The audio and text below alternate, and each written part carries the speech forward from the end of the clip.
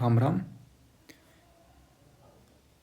UPSC prelims में 2016 एवं 2024 और शायद पहले भी ये वाला क्वेश्चंस रिपीट किया है कि कौन सा बिल, जिसे हम बिल को हम विधेयक भी कहते हैं, कि कब वो लैप्स हो जाता है, मतलब कब वो व्यपगत हो जाता है ना।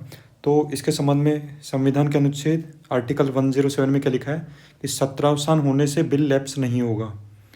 हम फॉर एग्जांपल कोई बिल, लोकसभा बिल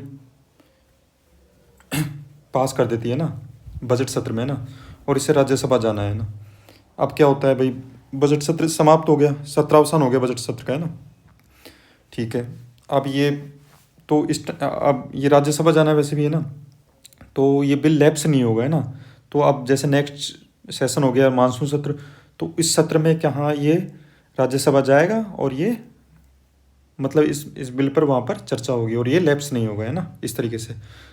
ठीक है, ऐसे ही सेम प्रोसेस राज्यसभा की है कि राज्यसभा में कोई बिल पास किया तथा और इसे लोकसभा जाना है। अब सत्रावसान हो गया तो फिर अगले सत्र में ये बिल लोकसभा में पेश होगा और ये लैप्स नहीं होगा, है ना, इस तरीके से। अब सेकंड केस क्या है, राज्यसभा से कोई विधेयक बिल पर मतलब वहाँ चर्चा चल रही है ना, कहाँ से स्टार्ट हुआ है, राज्यसभा से, और ये अभी बिल लोकसभा नहीं पहुँचा, और मतलब ये राज्यसभा में ही और लोकसभा नहीं पहुँचा, और अब क्या होता है, लोकसभा भंग हो जाती है, तो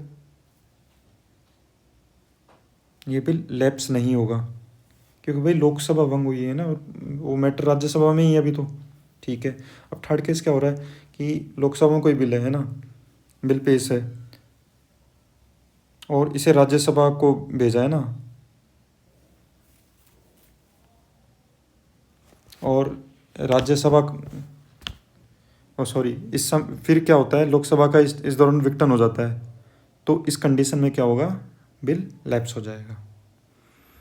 और एक आर्टिकल 105 है कि कोई विधेयक मतलब जॉइंट सिटिंग वाले हैं ना, जैसे फॉर एग्जांपल संयुक्त बैठकें तभी बुलाई जाती है जब इनमें कुछ मतलब प्रॉब्लम क्रिएट हो जाती है लोकसभा राज्यसभा के बीच में, मतलब कुछ गतिरोध उत्पन्न हो जाता है ना, विवाद उत्पन्न हो जाता है ना, तो फिर राष्ट्रपति आहूत करता है संयुक्त बैठक, है ना।